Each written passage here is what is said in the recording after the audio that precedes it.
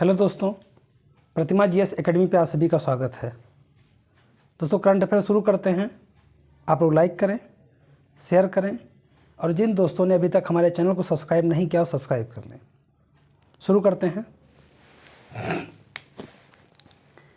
आज का पहला पॉइंट है, चीन के द्वारा एक बांध बनाया जा रहा है माजबा जांगपो नदी पर।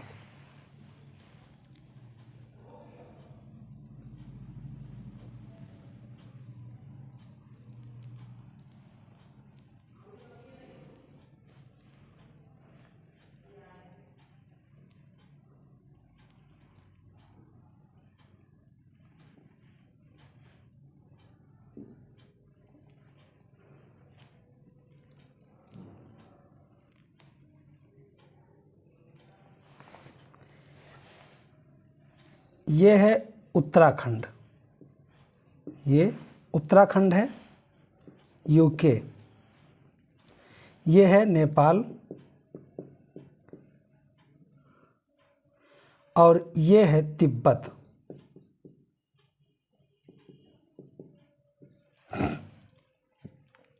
ये पॉइंट है, ये पॉइंट जो है ये है काला पानी क्षेत्र।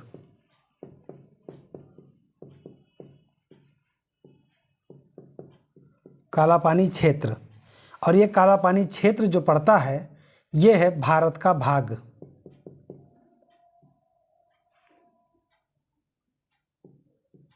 भारत का है और यहाँ से 16 किलोमीटर के दूरी पर, 16 किलोमीटर के दूरी पे, यानी काला पानी से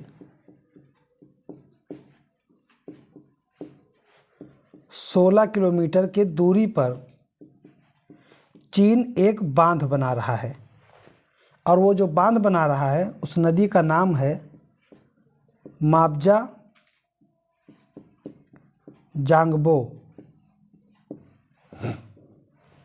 ये जो नदी है, ये नदी तिब्बत से निकलती है, लेकिन हमारे भारत की गंगा नदी की सहायक नदी है। ये एग्ज़ाम में ज़रूर पूछा जाएगा, क्योंकि किसी को ये अंदाज़ा नहीं होगा कि जिस नदी पर चीन डैम बनाएगा वो गंगा नदी की सहायक हो सकती है, क्योंकि गंगा नदी गंगोत्री से निकलती है और गंगोत्री से निकलने के बाद में यह नदी अपने हिंदुस्तान में बहते हुए चली जाती है बंगाल की खाड़ी में। तो गंगा की सहायक नदी माबजा जांगबो कैसे हो सकती है?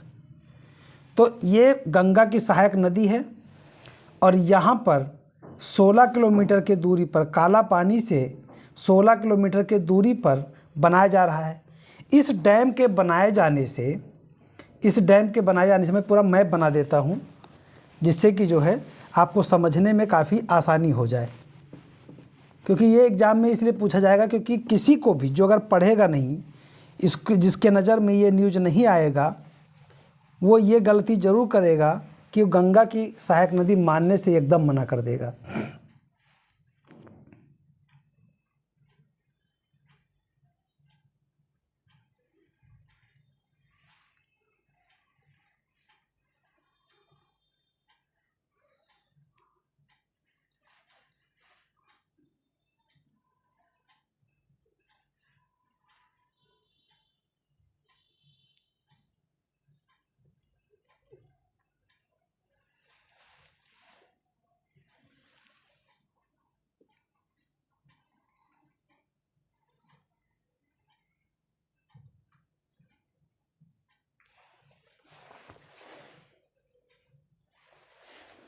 अब ये आप देखेंगे कि ये हमारा है उत्तराखंड, उत्तराखंड का भाग है।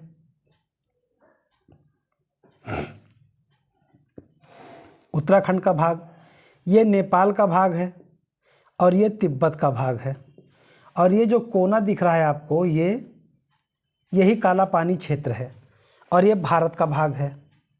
और यहाँ पे इसके 16 किलोमीटर उत्तर में, 16 किलोमीटर के उत्तर में यहाँ पे काला पानी, ये जो क्षेत्र है आपका ये काला पानी है, और काला पानी से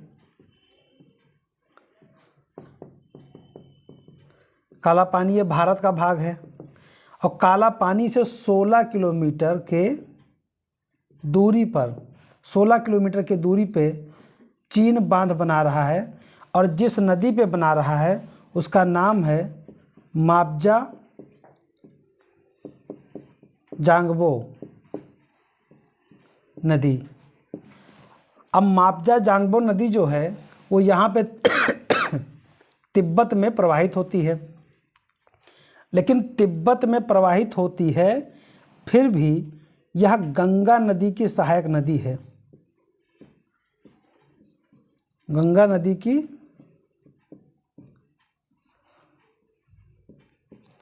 सहायक नदी है, और यहाँ पे बांध बनाए जाने से नेपाल के लिए और भारत के लिए, दोनों के लिए स्थिति के अनुकूल नहीं है। भारत ने इस बांध के लिए अपना विरोध दर्ज करा दिया है। भारत ने अपना विरोध दर्ज करा दिया है, और यह इसे बोला जाता है ट्राई जंक्शन। ये ट्राई जंक्शन के नाम से जाना जाता है। ट्राई जंक्शन, ट्राई जंक्शन का मतलब हुआ कि 3 देशों का केंद्र बिंदु है। इधर भारत, इधर नेपाल और इधर तिब्बत। ये तिब्बत का भाग, चाइना का तो भाग है नहीं, तिब्बत पे तो उसने कब्जा कर रखा है। तो ये ट्राई जंक्शन के पास में बना रहा है, और माजबा जांगपो नदी पे बना रहा है, गंगा की सहायक नदी है। और ये माजबा जांगपो गंगा में मिलने से पहले नेपाल के घाघरा और करनाली, नेपाल के घाघरा और करनाली नदी पे जाकर के पहले मुलाकात करती है। पहले इनसे मिलती है, उसके बाद भारत में गंगा नदी से मिलती है। तो इसीलिए इसको गंगा की सहायक नदी के नाम से जाना जाता है। तो माजपा जांगपो नदी पर बांध बनाया जा रहा है। भारत, नेपाल और तिब्बत के ट्राई जंक्शन के करीब चीन के द्वारा बांध बनाया जा रहा है। यह बांध जंक्शन से 16 किलोमीटर की दूरी पर स्थित है, जो उत्तराखंड के काला पानी के नज़दीक है, काला पानी से नज़दीक है। इसके नुकसान कितने होंगे कि अगर बांध बन गया तो इस बांध में पानी रोक करके, जब मान लीजिए कभी स्थिति ऐसी गंभीर हो तो अचानक से बांध तोड़ देगा तो हमारे यहाँ बाढ़ आ जाएगा। नहीं तोड़ेगा तो पानी रुकेगा ही, तो सूखा भी बढ़ सकता है। तो चीन तिब्बत में लगभग 18 से ज़्यादा बांध बना चुका है, और वो 18 नदियों पे से ज़्यादा नदियों पे बांध बना चुका है, लगभग हज़ारों बांध बना चुका है। और उसे रोकने के लिए, भारत के घेरने के लिए, कई प्रकार के नुकसान पहुंचाने का उसका पूरा का पूरा वो रणनीति बना रहा है, जो अपने साम्राज्यवादी और अपने हक को दर्शाने के लिए ऐसा वो करता है। फिलहाल भारत ने अपना विरोध दर्ज करा दिया है। यह नदी गंगा की सहायक नदी है, माजपा जांगपो। भारत में गंगा में मिलने से पहले यह नदी नेपाल के घाघरा और करनाली में जाके मिलती है। तो ये आपको बताना था मुझे कि यहाँ पे काला पानी से 16 किलोमीटर के उत्तर पर, ट्राई जंक्शन से 16 किलोमीटर की दूरी पे चीन अपना बांध बना रहा है। और जिस नदी पे बना रहा है मापजा जांगपो, ये भारत के गंगा नदी की सहायक नदी है। बस ये 2 इम्पॉर्टेंट पॉइंट हैं जो कि एग्ज़ाम में पूछे जाने पर गलत करने की संभावना ज़्यादा है। अगर जो जानेगा नहीं तो वो कभी दिमाग लगाएगा नहीं कि तिब्बत की नदी गंगा का क्या, ब्रह्मपुत्र का मान सकते हैं, सतलज का मान सकते हैं, सिंधु का मान सकते हैं, हम गंगा का काहे माने। लेकिन सच्चाई ये है कि गंगा का है तो मानना पड़ेगा। अगला पॉइंट है असर।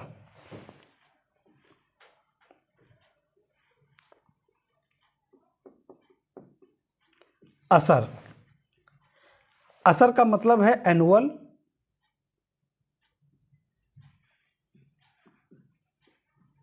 Status of education report 2022। यानी कि प्रतिवर्ष एक एनजीओ है, नॉन गवर्नमेंट ऑर्गेनाइजेशन, यानी गैर सरकारी संगठन, उसका नाम है प्रथम। प्रथम के द्वारा प्रतिवर्ष एक रिपोर्ट जारी किया जाता है जिसमें देखा जाता है कि भारत में ग्रामीण क्षेत्रों में स्कूलों में दाखिला लेने, गणित के प्रश्न करने, कक्षा 5 तक के बच्चों का एजुकेशन लेवल, 5 से 16 साल तक के बच्चों का एजुकेशन नामांकन, 3 से 14 साल तक के 16 साल तक के बच्चों का नामांकन, यानी इन सभी स्थितियों पर अपनी रिपोर्ट देता है एक ऑर्गेनाइजेशन है जो कि एनजीओ है, गैर सरकारी संगठन है, उसका नाम है प्रथम, जारी करता है। 2018 में इसके पहले जारी किया गया था और अब 2018 के पश्चात 2022 के रिपोर्ट के नाम से जारी किया गया है। बीच में क्यों नहीं जारी किया गया, 19, 20, 21 में क्यों नहीं जारी किया गया? तो आप भी जानते हैं कि कोविड-19 का पैंडेमिक था, एक ऐसी महामारी जिसमें पूरा अस्त व्यस्त था, पूरा जीवन का आधार ही बदल गया था। वैसे स्थिति में इस रिपोर्ट को नहीं जारी किया गया। अब इस रिपोर्ट को जब जारी किया गया तो इसमें आपको बता दें कि सभी ग्रामीण क्षेत्रों के विद्यालयों से संबंधित और बच्चों को, उसमें लड़कियां शामिल हैं, कि उनके नामांकन पर क्या प्रभाव पड़ा।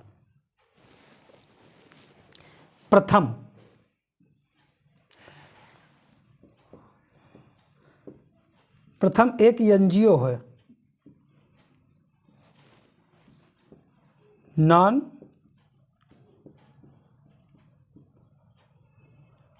गवर्नमेंटल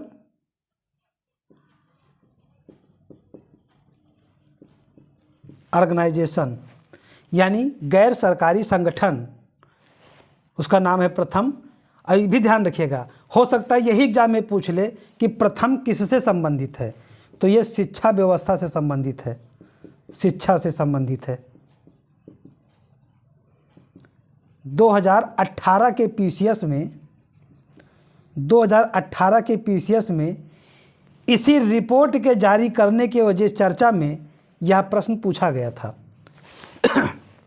और बहुत लोगों को, जो कि असर रिपोर्ट के बारे में ही बहुत लोग नहीं जानते होंगे, जो असर रिपोर्ट के बारे में नहीं जानता है तो उस प्रथम संस्था को गलत करता है। शिक्षा से संबंधित है, इसके द्वारा जारी यह 17वां संस्करण है, यानी जो असर है annual status of education report 2022 जारी किया गया है, जो ये 17वां संस्करण है, यानी 16वां संस्करण 2018 में जारी किया गया था। 2018 के बाद 2022 के नाम से जारी किया गया है, तो जारी किया गया ये 17वां संस्करण है।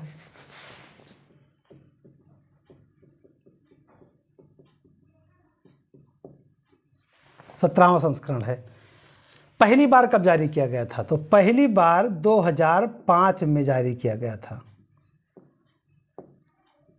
2005 में जारी किया गया था और 2005 में जारी करने के पश्चात 2022 का यह 17वां संस्करण है और 2022 के पहले 2018 में जारी किया गया था। इसमें नागरिक नेतृत्व वाला घरेलू सर्वेक्षण है, ध्यान रहे, नागरिक नेतृत्व वाला घरेलू सर्वेक्षण है और सभी ग्रामीण जिलों के बच्चों को इसमें नामांकन की स्थिति का अनुमान लगाने के लिए जारी किया गया है, जिसमें जो नामांकन की स्थिति है 3 साल से 16 वर्ष के बच्चों के लिए है और मूल पाठ यानी अंक गणित यानी गणित के लिए, गणित की स्थिति को जानने के लिए इसमें 5 से लेकर के 16 वर्ष तक के बच्चों को शामिल किया गया है और नामांकन के लिए 3 से 16 वर्ष के बच्चों को शामिल किया गया है। ध्यान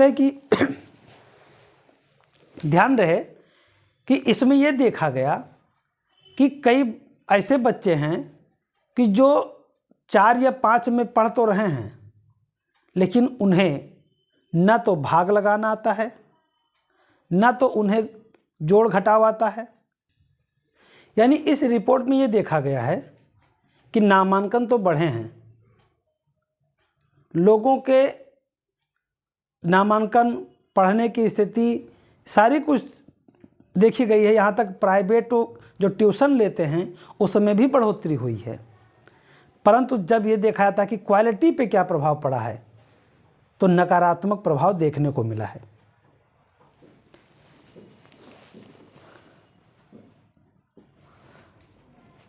सभी ग्रामीण जिलों के बच्चों को शामिल किया गया है और नामांकन की स्थिति का अनुमान लगाया गया है, जिसमें आयु वर्ग 3 से 16 वर्ष लिया गया है।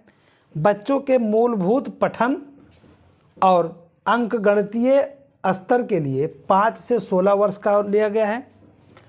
2018 के बाद 2022 में इसे आयोजित किया गया है, यानी जारी किया गया है।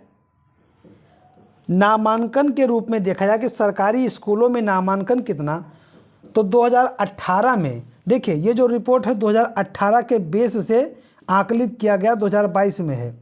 2022 में जितना बढ़ा है उसका आकलन 2018 के आधार पर देखा जा रहा है।